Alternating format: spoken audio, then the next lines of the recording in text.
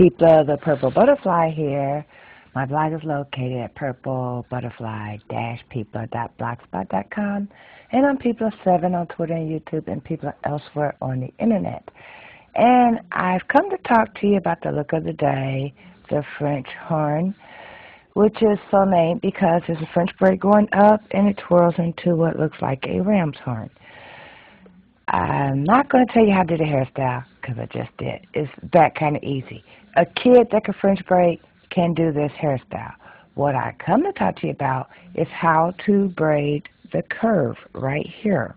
You're going to start from your crown, go ear to ear from right here. Instead of even sections, now you're going to take larger sections on this side, smaller sections on that side. That causes your braid to curve over. If you go straight up from my nose to my widow's peak, you'll notice the braid stops being straight right here. From that point over, it curves over. It curves towards the smaller side. So depending on which way you want your braid to curve, that's the side you do the smaller. Larger for the outside, smaller for the inside. Then when you're done, I got a bobby pin floating, hold on. Then when you're done, you end up with a braid that tilts over like that. Gray hair is going to be wiry and pop out more, so use gel or do it wet if that's your issue.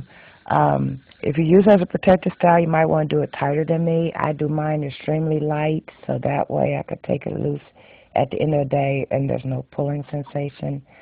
I float my bobby pin so that way it doesn't touch my scalp because I am sensitive to the metal of the bobby pin or the paint, or could just be my scalp reacting to something touching it, but I don't let it touch my skin because ooh, you just don't know how much it irritates me. Anyway, when you do your French horn, you're going to have larger sections out here. I mean, all my outside sections are like this, and all my inside sections are like this. Now, in the back, they're both like this, same length. But by the time I get to where I want it to curve, it goes like that. So that way, the larger the section on the outside, smaller section on the inside, makes it curve over.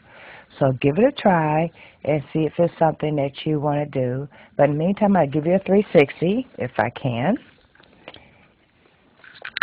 The back, the top, hoping I'm still in the camera, the side, the tilt so you can see the swirl,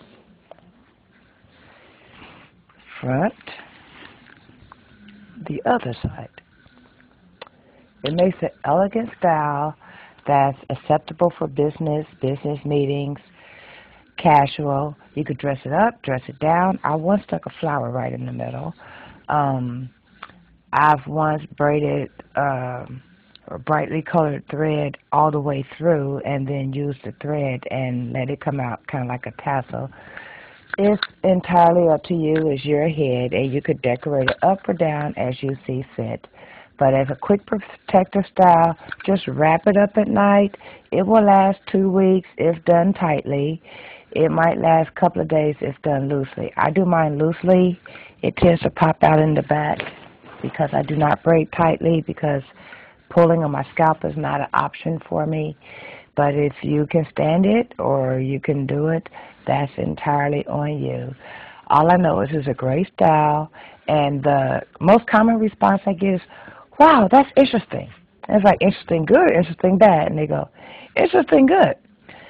And then they go, I tried your hairstyle and I couldn't do the part in the front. How you get it to do that?